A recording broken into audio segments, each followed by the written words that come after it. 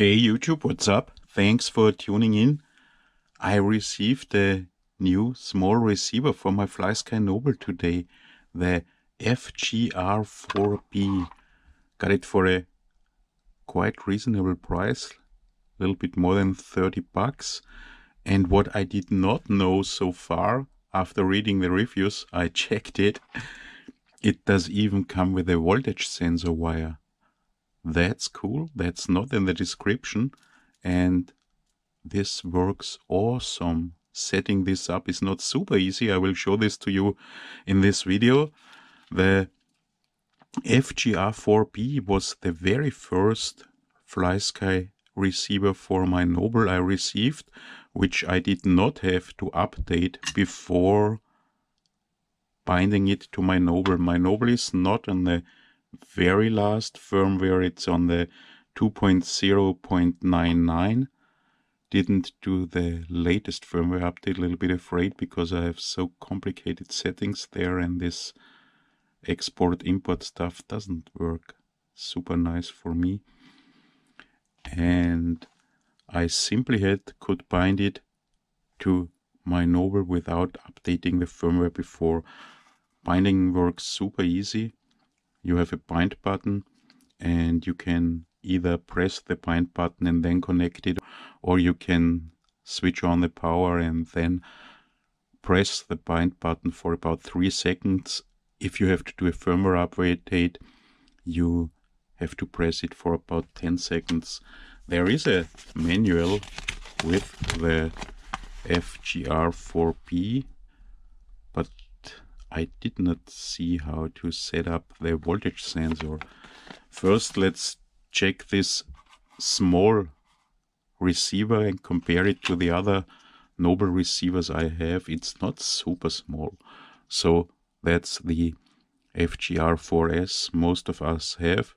Super nice receiver, but no sensor wire. And you see it's not really smaller. The FGr4S is a little bit wider, and the large 8-channel FGr8B compared to the FGr4B. Best thing, this one does also come with a sensor wire for the voltage. I checked the package now. I didn't see this so far. And here's also the voltage sensor. They should write this in the description of the receivers.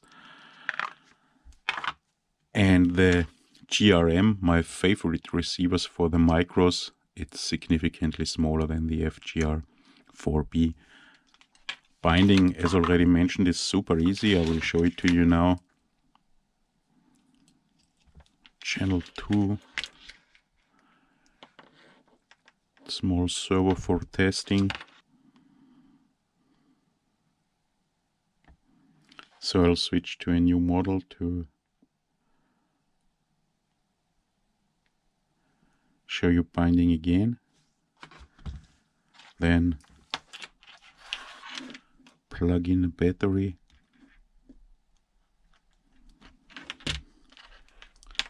And slow blinking LED, press for about 3 seconds.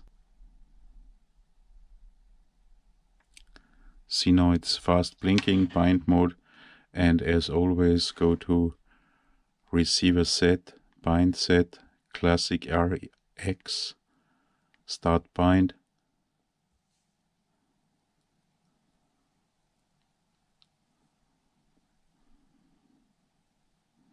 I am wrong. Go to RX set, bind set. You see FGr4B is not on the classic list. Go to enhanced, yes, and simple start bind. And it worked without updating it before. But if you go to the menu now, display, you see you have 4 sensors here shown up: RSSI, signal strength, receiver, and radio voltage. And we want to set it up that way that the LiPo voltage of the cal LiPo will be shown up here. To set up the sensors, simply plug it into the last port. It's Futaba style servo plug, so you can only plug it in the correct position, and then connect plus and minus to plus and minus of your 2S LiPo. I guess it works only with 2S. I will for sure change those 2-pont plugs to JST-XH balance plug later.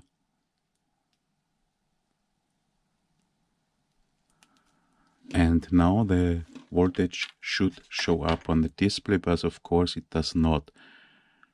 If you go to your receiver now, receiver set, and you will go down and you will see Bvd Voltage Calibration. Bvd, that's the, I don't know what it stands for, but it's the, oh, probably battery voltage detection, I don't know. And you see here now, the voltage does already show up, 7.98 volt. If you want to calibrate your LiPo to the radio, simply take a voltmeter, or a simple, better take a voltmeter and check the voltage. I have 8 volt exactly here now. Then connect it again, black to black and red to red. It's exactly 8 volt, and what do we see here? 7.98, so go plus 96, only 8 volts. Calibration, yes, calibrated. But there's still not the voltage on the display, so we have to go to the sensors. There are 2 possibilities to do this. You can, come on, either go to sensor and do this here, or much easier, simply press here and you come to the same menu. And here you have display sensors, and here you see the battery voltage detection, 8 volt. But you do not see it here. That's where we want to see it. We have RSSI, so we go back to sensors and choose sensors. And I do not want this RSSI here. So press RSSI, press it again, and then you see all the sensors. And the last is Bvd voltage. So I change to Bvd voltage, yes. And I do not yet pull this button here. And let's go back, and you see now we have Bvd voltage here. Go back, and now we have Bvd voltage here on the display. But there's another super nice function. Go again, go to Bvd voltage, and then low voltage and high voltage alarm. Press this, and here you have the low voltage alarm and the high voltage alarm. You see it's set to 7.2 volts low voltage alarm. That's 3.6 volts per cell. That's a little bit high. I think alarm at 3.2 volts per cell is sufficient. What would be 6.4? Now I have 6.4 volts, 3.2 volts per cell. That's okay for me now. And high voltage alarm is 8.4 volt. I don't know if there will be an alarm sound if I plug on a totally full LiPo, but I don't want a high voltage alarm at 8.4, so I go to 8.5 volt. And now this should be okay. 6.5 volts, why that? 6.4 volts. And now there will be battery alarm if the voltage drops below 6.4 volts. That's easy to show.